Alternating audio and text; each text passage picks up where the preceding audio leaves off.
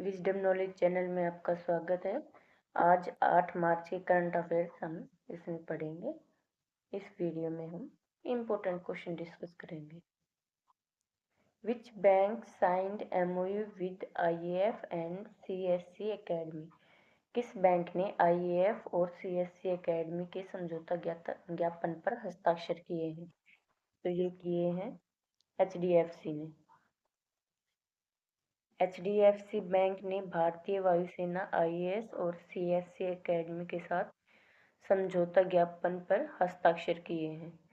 ये किस परियोजना के तहत किए हैं? ये परियोजना हक के शुरुआत की इन्होंने।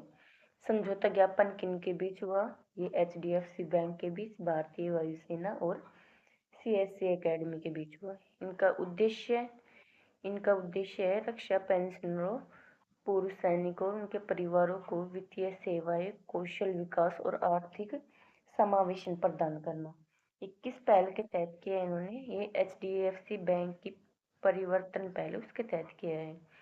प्रारंभिक केंद्रों की संख्या कितनी है? ये 25 है और इसमें प्रमुख स्थान नई दिल्ली, बेंगलुरु, गुरुग्राम, पुणे, सिकंदराबाद, गुवाहाटी, जोधपुर और चंडीगढ़ है। इसमें क्या क्या सेवाएं उपलब्ध होंगी? इसमें G2C और B2C सेवाएं, Aadhaar, PAN, NPS, passport, bill भुगतान, ये सेवाएं होंगी। Who recently launched insuring heroes campaign? हाल ही में किसने इंश्योरिंग हीरोज कैंपेन शुरू किया? ये किया है फोनपे ने। फोनपे ने अंतर्राष्ट्रीय महिला दिवस 2025 के अवसर पर इंश्योरिंग हीरोज अभियान लॉन्च किया है।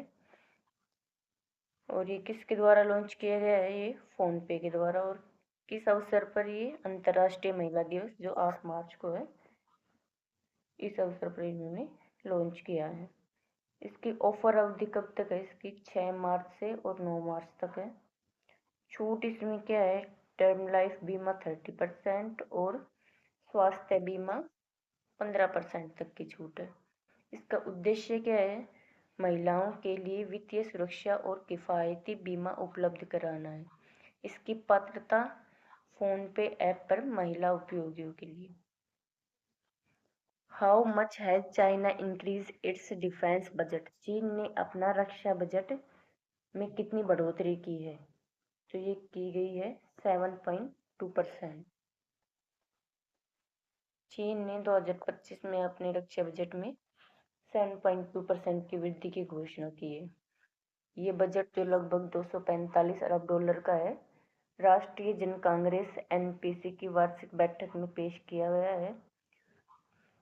इसके माध्यम से चीन अपने क्षेत्रीय दावों को मजबूत करने, सैन्य प्रौद्योगिकियों को उन्नत करने और एशिया में अमेरिका की सैन्य उपस्थिति का मुकाबला करने का प्रयास कर रहा है।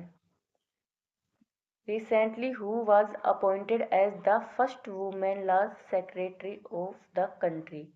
हाल ही में देश की पहली महिला विधि सचिव किसे नियुक्त किया गया है? तो ये नियुक्त किया गया है अंजू राठी को। अंजू राठी राणा को भारत की पहली महिला विधि सचिव नियुक्त किया गया है, जो कानून और न्याय मंत्रालय के लिए एक ऐतिहासिक उपलब्धि है। ये अंजू राठी राणा कौन है? ये भारतीय विधि सेवा ILS की एक प्रतिष्ठित अधिकारी है। इन्होंने 2017 में कानून और न्याय मंत्रालय में संयुक्त सचिव के रूप में कार्य किया है। इससे पहले दिल्ली सरकार में 18 वर्षों तक लोक अभियोजक के रूप में रह चुके हैं, कार्य कर चुके हैं। इनकी नई भूमिका क्या है? सचिव कानूनी कार्य, सेक्रेटरी लीगल अफेयर्स के रूप में कानूनी नीतियों की निगरानी करना, विधायी मसौदों तैयार करना और सरकार को कानूनी परामर्श देने की जिम्मेदारी है इनकी। इस पद का पहले कौन संभाल रहे थे? इस पद पर पहले IAS अधिकारी नितिन चंद्रा संभाल रहे थे इसको, और उनकी नियुक्ति के बाद ये पद कई दिनों तक खाली था। इनकी मुख्य जिम्मेदारियां क्या है? भारत सरकार को कानूनी और संवैधानिक मामलों पर परामर्श करना। Which state police strengthen cyber security with SOC. किस राज्य पुलिस ने एसओसी के साथ सुरक्षा बल साइबर सुरक्षा को मजबूत किया? तो ये केरल ने किया है। केरल में साइबर सुरक्षा अवसंरचना को मजबूत करने की दिशा में महत्वपूर्ण कदम उठाया है और ये मुख्यमंत्री पिनाराई विजयन ने वीडियो कॉन्फ्रेंस के माध्यम से केरल पुलिस के साइबर डिवीजन के advance cyber security operation centre SOC का उद्घाटन किया है। एसओसी पुलिस प्रणाली और महत्वपूर्ण अवसंरचना की सुरक्षा बढ़ाने के लिए डिजाइन किया गया है, जिससे साइबर खतरों के प्रभावी सुरक्षा सुनिश्चित की जा सके। Who partnered with Federal Bank of strengthen MSME financing? MSME वित्त पोषण को मजबूत करने के लिए फेडरल बैंक के साथ किसने साझेदारी की है? तो ये की है SIDBI ने। SIDBI और फेडरल बैंक ने MSME वित्त पोषण को मजबूत करने के लिए साझेदारी की। ये समझौता किनके बीच हुआ? ये SIDBI और फेडरल बैंक के बीच। इसका उद्देश्य क्या है? MSME वित्त पोषण को मजबूत करना। इसमें वित्तीय सेवाएं क्या हैं? परियोजना वित्त, मशीनरी वित्त, कार्यशील पूंजी सहायता, संपत्ति के बदले ऋण, संयुक्त वित्त पोषण क्या क्या है? MSME ऋण विस्तार के लिए दोनों संस्थाएं यह उधार करेंगी, को-लीडिंग करेंगी। सरकारी समर्थन। पीएम मोदी ने MSME क्षेत्र को भारत की आर्थिक वृद्धि के लिए महत्वपूर्ण बताया है। इसमें प्रमुख MSME बजट की पहल, संशोधित MSME परिभाषा, निर्यात ऋण योजनाएं, गैर शुल्कीय बाधाओं को दूर करने के प्रयास करना। इसमें भविष्य की क्या योजनाएं हैं? इसमें भविष्य की योजनाएं फैक्ट्री सेवाओं के माध्यम से वैकल्पिक वित्त पोषण को मजबूत बनाना है। How much has the total income of SEBI increased in 2023-24? SEBI की कुल आय 2023-24 में कितनी वृद्धि हुई है? तो ये हुई है 48% की। इसमें जो 2023-24 में ये कुल आय है 48% बढ़ गई है और 2075 करोड़ हो गई है। इसमें शुल्क आय 118,51.5 करोड़। इसमें निवेश आय 192.41 करोड़। जो अन्य आय है वो 18 करोड़ है। इसमें कुल जो खर्च है वो 1006 करोड़ है। संस्थानिक व्यय जो वो 696.43 करोड़ है। प्रशासनिक व्यय इसमें 218 करोड़ है। सामान्य कोष अंतिम जो शेष है वो 5575 करोड़ है।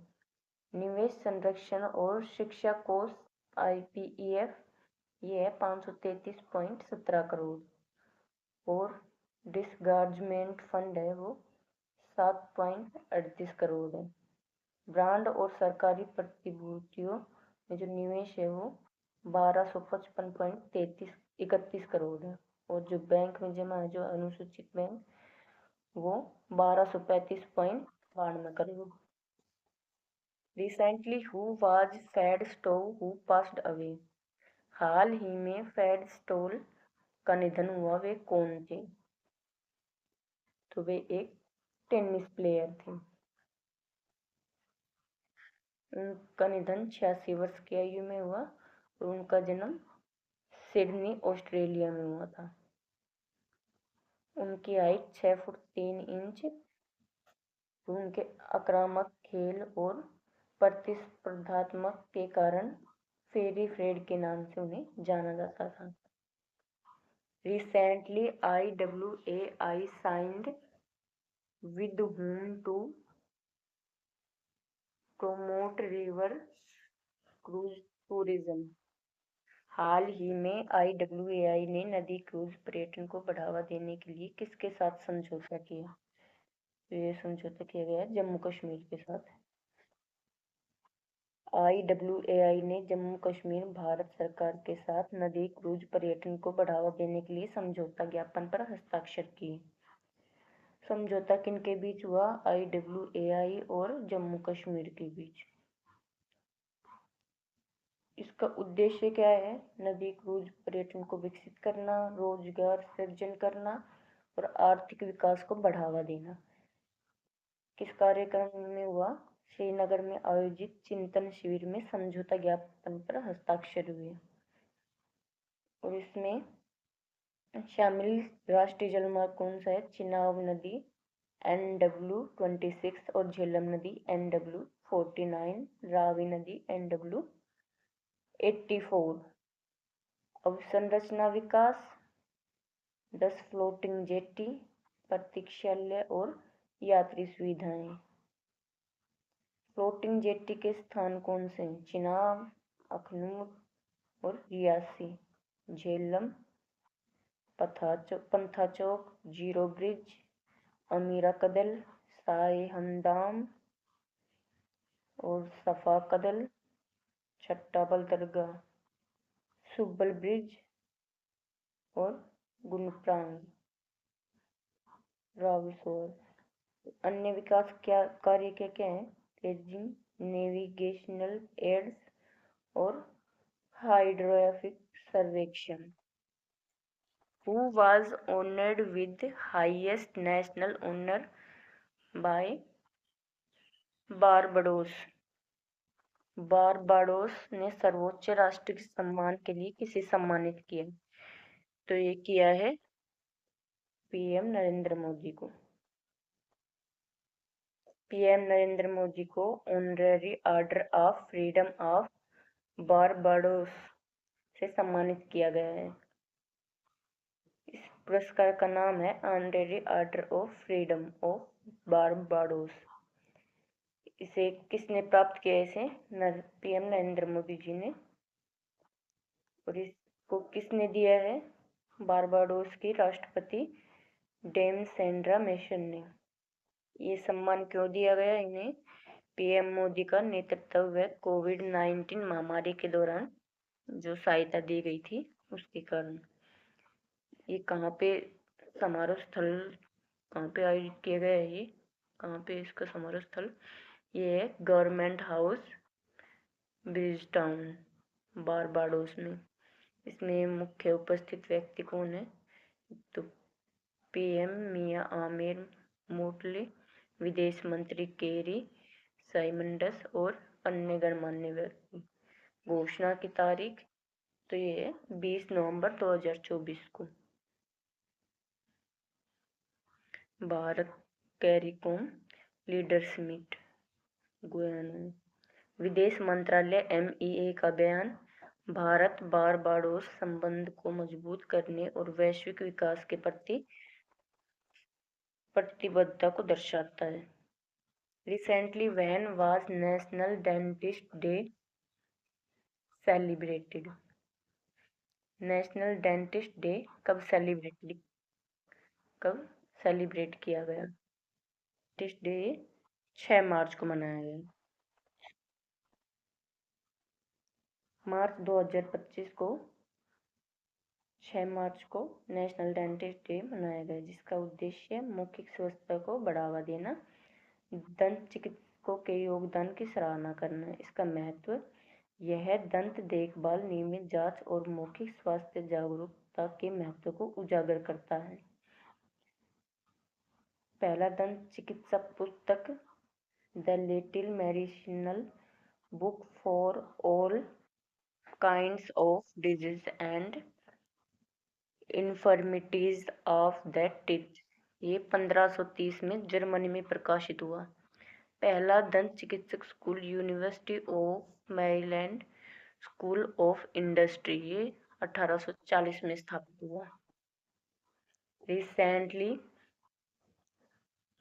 मुशाफिकुर रहीम ने has retired from ODI, he belongs to which country? हाल ही में मुशाफिकुर रहीम ने वनडे से संन्यास लिया है, वे किस देश से संबंधित है? तो ये है बांग्लादेश। बांग्लादेश के अनुभवी विकेटकीपर बल्लेबाज मुशफिकुर रहीम ने चैंपियन ट्रॉफी 2025 के समापन के बाद वनडे क्रिकेट से संन्यास की घोषणा की है। उन्होंने घोषणा कब की? ये उन्होंने बुधवार को इंस्टाग्राम पर की है। संन्यास का कारण क्या है? मुशफिकुर ने कठिन हफ्तों का हवाला देते हुए कहा कि उन्होंने हमेशा बांग्लादेश क्रिकेट के लिए 100% समर्पण और ईमानदारी दिखाई है। डेब्यू मैच उनका अगस्त 2006 में बनाम जिम्बाब्वे। कुल वनडे मैच 274, कुल रन 7795, बैटिंग औसत उनकी कितनी है? 36.42, शतक और अर्धशतक 9 शतक है और 49 अर्धशतक है। उनका सर्वोच्च स्कोर है 144 और विकेट कीपिंग आंकड़े उनके 243 कैच, 56 स्ट्रैपिंग। बांग्लादेश के लिए all time ODI ranking. Bangladesh के वनडे इतिहास के दूसरे सबसे ज़्यादा रन बनाने वाले बल्लेबाज हैं।